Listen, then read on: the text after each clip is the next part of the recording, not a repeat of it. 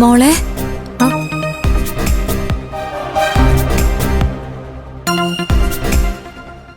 അർജുനെ ഏതോ ഒരു പെണ്ണ് ചീത്ത വിളിച്ചെന്ന് പറഞ്ഞ് നീ ഇടപെട്ടല്ലോ.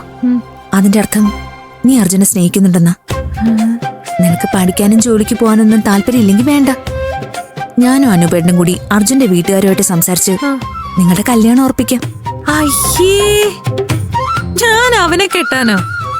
നീ അവനെ കെട്ടണ്ട, ചുമ്മാ നിന്നു കൊടുത്താ മതി. അവൻ നിന്നെ കെട്ടിക്കോളും. അവൻ എനിക്ക് സെറ്റ് ആവില്ല മാളു ചേച്ചി. ആ, ഇന്നത്തെ കാലത്ത് ജീവിക്കാനേ ഭർത്താവായിട്ടൊരു കോടീശ്വരൻ തന്നെ വേണം. എന്റെ മോളെ, ഞാൻ അങ്ങനെ വാശി പിടിച്ചിരുന്നെങ്കിലേ നിന്റെ ഏട്ടന് പെണ്ണു പോലും കിട്ടില്ലായിരുന്നു. മാളു ചേച്ചിയെ പോലാണോ ഞാൻ? ചേച്ചിക്ക് ചെലവ് തീരെ കുറവാ.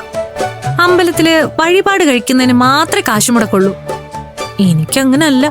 അതെന്താ നിനക്ക് ഇത്ര ചെലവ്? എന്റെ പൊന്നു മാളു ചേച്ചി, ഞങ്ങൾ ഈ ജെൻസി കുട്ടികള് നിങ്ങളെ പോലല്ല.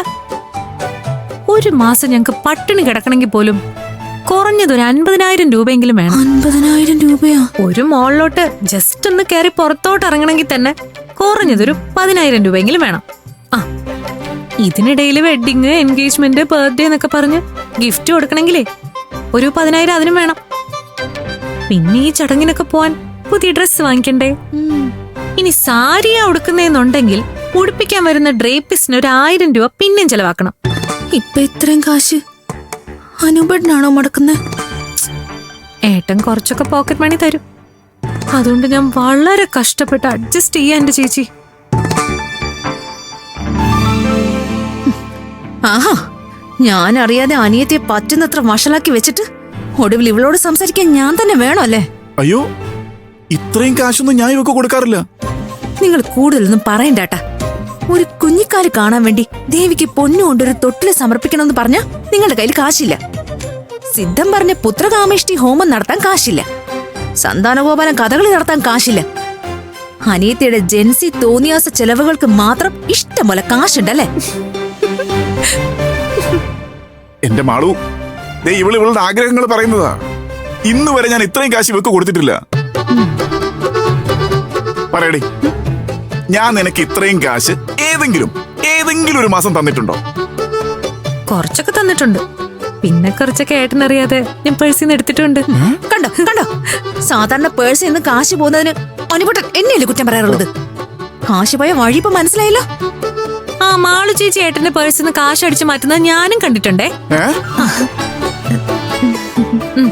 എന്റെ കാര്യം ഓർത്ത് നിങ്ങൾ തമ്മിൽ കിടന്ന് വെറുതെ വഴക്കുണ്ടാക്കണ്ട. എന്റെ കൊച്ചു കൊച്ചു ജെൻസി ചെലവുകൾ നടത്താൻ അധികം വൈകാതെ ആര്യൻ വരും. ഇനി നിന്നെ ഇങ്ങനെ വിടാൻ ഞങ്ങൾ ഉദ്ദേശിച്ചിട്ടില്ല. ആര്യൻ എന്നയാൾ എവിടെ ഉള്ളതെന്ന് ഈ നിമിഷം നീ എന്നോട് പറയണം. നിനക്ക് വേണ്ടി ഞാൻ പോയി അയാളുടെ വീട്ടുകാരോട് സംസാരിക്കാം. അതിന് ഇതുവരെ ഇവളയാളുമായിട്ട് സംസാരിച്ചിട്ടുണ്ടോ എന്ന് തന്നെ സംശയം. അതുകൊണ്ടാണല്ലോ ഇൻഷുറൻസ് ഏജന്റ് എന്നൊക്കെ പറഞ്ഞ ഓരോ തട്ടിപ്പും കൊണ്ട് നടക്കുന്നത്. ഓഹോ, അപ്പൊ നിങ്ങൾ എന്റെ രഹസ്യ നീക്കങ്ങളൊക്കെ കണ്ടുപിടിച്ചു അല്ലേ?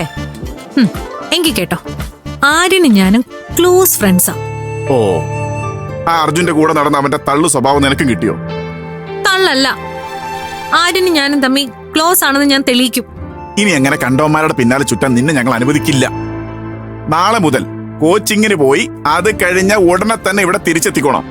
കോടീശ്വരനെ പ്രേമിക്കാനാന്ന് പറഞ്ഞേ നീ ആരുടെയെങ്കിലും പിന്നാലെ വായി നോക്കി നടക്കുന്ന എങ്ങാനും ഞാൻ അറിഞ്ഞ ആ നിമിഷം നിന്നെ ഞാൻ എനിക്കിഷ്ടമുള്ള ചെറുപ്പക്കാരുടെ കൊണ്ട് കല്യാണം കഴിപ്പിക്കും. എനിക്ക് എന്തിന്റെ സൂക്കേടായിരുന്നു? രണ്ടുപേരും കൂടി വഴക്കിട്ട് തലതല്ലി കീറാതിരിക്കാൻ വേണ്ടിയാ ഞാൻ ഇടപെട്ടത്.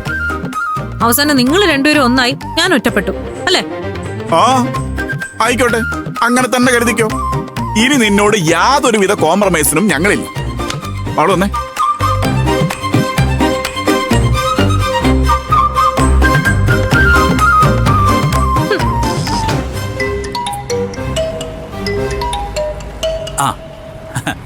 ആ അമ്മേ, കോട്ടയത്ത് നിന്ന് തിരിച്ചു വരുന്ന വഴി വിശാലമായൊരു വെഡിങ് സാരി സെന്റർ കണ്ടു. അവിടെ കയറി അമ്മയ്ക്ക് സാരി നോക്കി. ഇഷ്ടം പോലെ കളക്ഷൻസ്. 4 അല്ല 5 നിലകളിലായി തുണിത്തരങ്ങളുടെ ഒരു വർണ്ണ പ്രപഞ്ചം. ആഹാ, അമ്മയ്ക്ക് പറ്റിയ സാരികളുണ്ട്. എന്റെ മനസ്സ് കുളിർന്നു പോയി. വിലയൊക്കെ ഇത്തിരി കൂടുതലാണെങ്കിലും ഞാൻ അതൊന്നും നോക്കിയില്ല. ഒരു 4000 രൂപ സാരി വാങ്ങിച്ചു. നിന്റെ അച്ഛൻ അച്ഛനെന്താ പറ്റിയേ? അമ്മേ കരയാതെ കാര്യം പറ. മോനെ ശ്രീധരേട്ടനെ കൊണ്ടുപോയടാ.